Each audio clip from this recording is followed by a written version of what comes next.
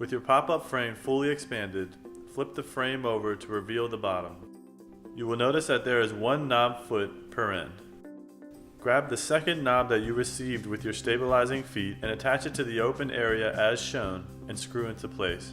Repeat for the other side of your pop-up.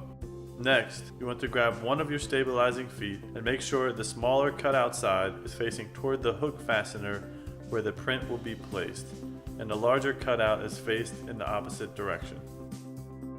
Now, place the foot onto the knobs and slide it into place. Repeat this for the other foot. Flip your frame right side up and you are all done.